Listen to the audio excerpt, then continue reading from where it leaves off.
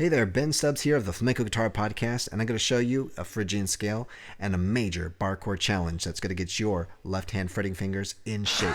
So starting off, we've got pedal, which is the thumb, and the index, or the middle, whichever finger you'd like to start off with. I suggest that you start off with M, so it's going to be P and M together, and then C, D, E, F, and G, okay? And don't forget, you can get these tabs over at patreon.com/flamenco for you to get started right away. G, F, E.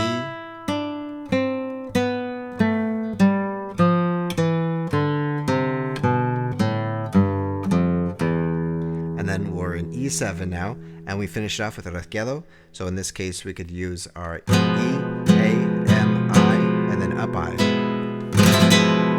with the M finger resting on the E string. Or you can do a full Rasgueado, which is P, E, A, M, I, and then up P again. So a little bit fuller sound, and you get to use your sixth string without the anchor, like the previous Rasgueado used. So let's do that again. So you notice in your tabs that once you get to F, you'll see a dot above the eighth notes. What is that? That's going to show you a staccato or picado. We're going to hit the note and then mute it immediately after striking it. So getting up to F, G, and then we hit the E, it's gone, but it comes back when we hit the D, C, B, C, and D. And then we finish off with open up a yellow notes. A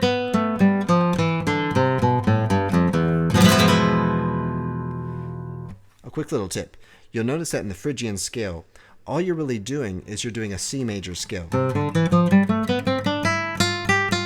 you're just continuing it until you get down to E. So if you memorize your C scale, then you've got the Phrygian scale in the bag for E major. Oh yeah, and I should mention that the E major has an extra note added to it, this F, to make it the flat 9. So it gives it that distinct flamenco sound. Now moving on to the next section in the F major, now our barre chords start. Now the pain begins. So the right hand's got to follow the same pattern, starting with P and M. Now the challenge here is maintaining these two notes, the bass note on the sixth string, and then your note here on the B string. Really everything else doesn't require as much pressure as these two notes. So now if you're on bar 5, you've got... Okay, that's all done with the second and fourth finger. And we follow those picado notes, the dotted notes. And then that's third finger, open out into the first finger. And we retain that barre chord, and we make our F major with the extra note, the flat ninth. With our Rasgueado of choosing. It could be the full one or the four finger one. Now moving up to the second fret, same shape.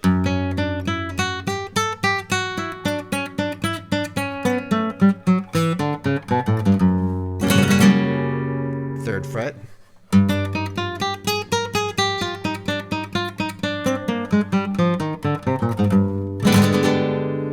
Now if you feel the burn coming on, what you want to do is you want to stretch out your fingers out like this, place it on your leg, and just kind of stretch it out, whatever feels right to you. Okay, I'm not a physical therapist, but I can say if it's cramping, go ahead and rest your hand.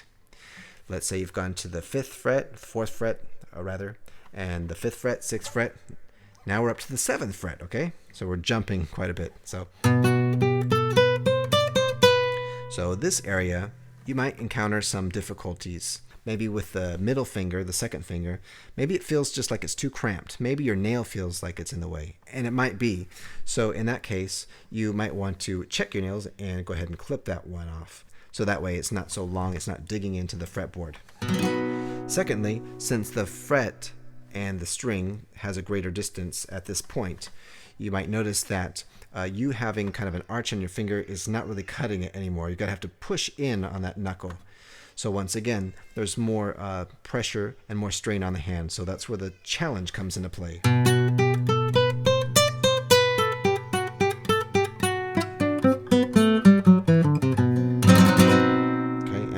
on up.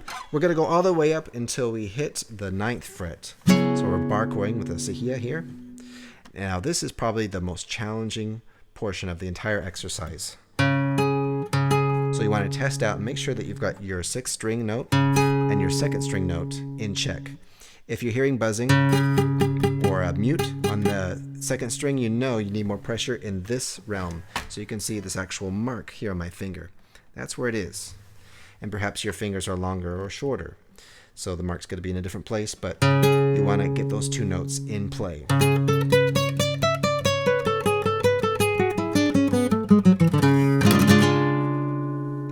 Once you finished that scale along the 9th fret with the barre chord, you finished. Good job.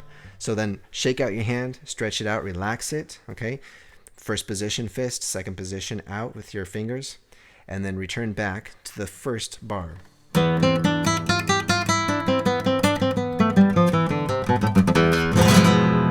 And then work your way on up again. And do that slowly as you need so that each note is clean and crisp.